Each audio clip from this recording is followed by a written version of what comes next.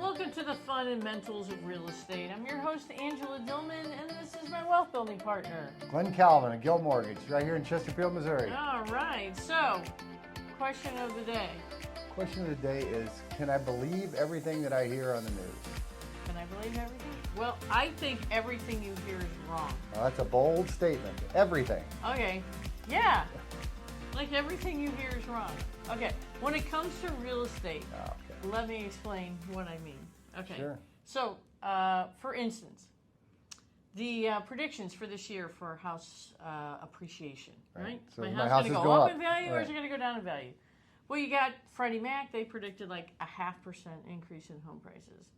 Zillow was like, oh, you're going to be down 0.2%, right? And CoreLogic's like, oh, you're going to be up 3.7%.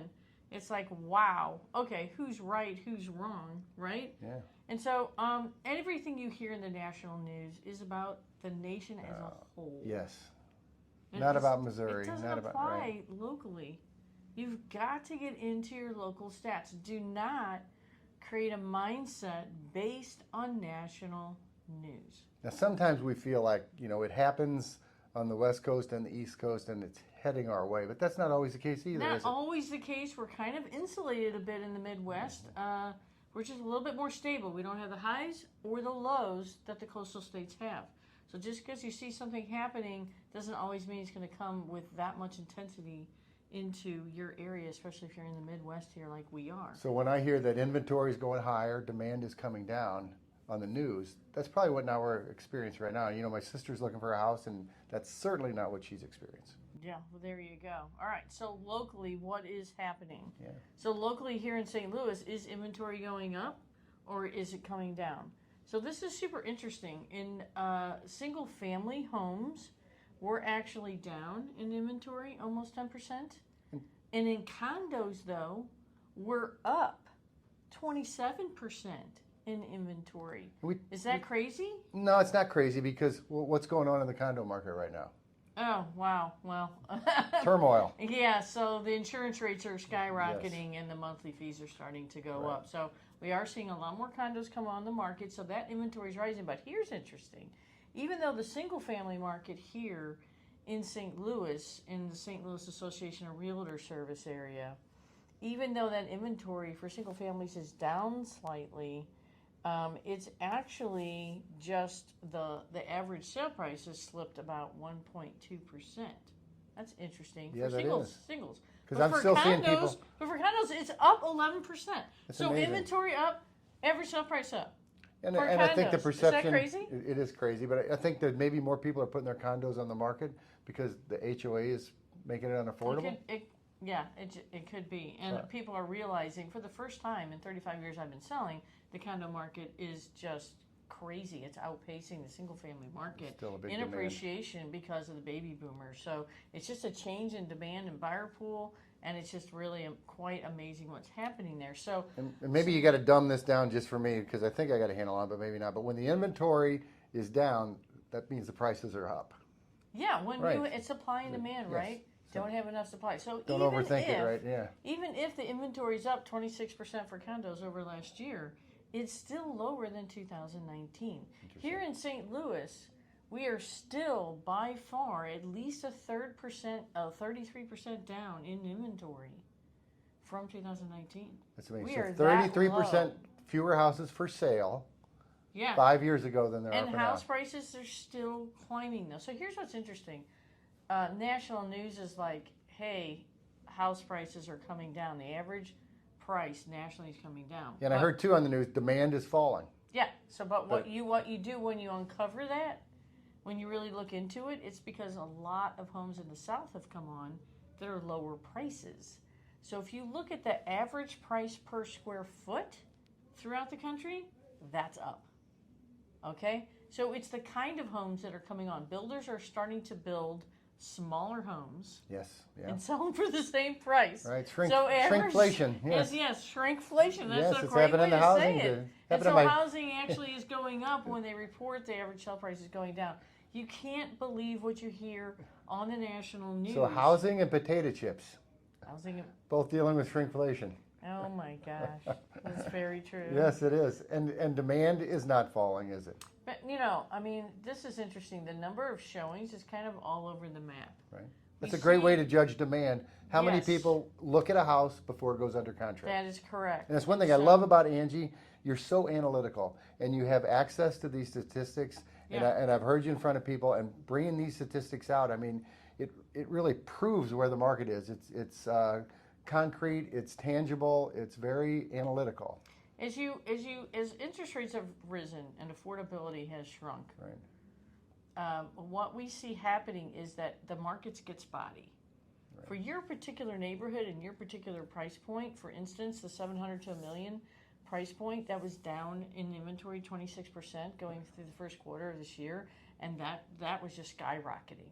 Right now, it's about to even itself out from about this time last year, but it's still very, very high demand, right? The 1 to 1.2 million, same thing. It was like, wow, inventory low, prices going up. There's a lot of demand in that price point. So it depends on your price point. It depends on your location. And so what you're going to find is that some houses you put up and you're like, where's my demand? And other houses you put up, they have 70 showings on them, right? So what we're seeing on average, we used to see 100 showings in a weekend during COVID. Then it was 50. Then it was 30. Now it's 10 to 20. Interesting. Okay, so You think that's because the agents are now getting comfortable with the pricing and are able to there's hone in still the a lot of pricing? overpricing, so that's Well, another. overpricing would probably mean it's getting less showings, right? It's definitely going to get less showings. Right. Definitely getting less offers. That's for sure. So that's another thing you hear nationally, that there's less realtors than there used to be. Yes, I've heard that too. Right. Well, not Missouri. Missouri was actually up 4% realtors. 4%. It is interesting. We talk about less houses for sale, but more real estate agents out there. There you go. So that means that many realtors are not doing any business at all, or doing very little business, and so that creates a lot of it creates a lot of uneducated realtors. Realtors are not experienced, and so the pricing gets worse. So if you do see a house that's overpriced, it will sit, and it makes you feel like, oh, inventory, like houses aren't moving as fast. No, they are. If they're priced right, if they're staged right, if they're marketed right, they're getting multiple offers on them. They're getting lots of showings on them. And a good agent is going to go in and talk to a potential seller, and they're going to give her the analysis on what they think their house is worth, and they're going to guide her and coach them to that price. An inexperienced agent might just say, well, you tell me what you want to sell it for. Well, yeah, they do. And some realtors do price by saying, I can get you X amount. I'm as a realtor going to tell you, I can get you higher than any other realtor is going to tell you. And that's how they list. I don't do that. I'm going to give you the realistic view of what your house is worth, and then how we can drive it. The goal is to get the bidding war, right? The goal is to get the more bidding people war. interested. Right.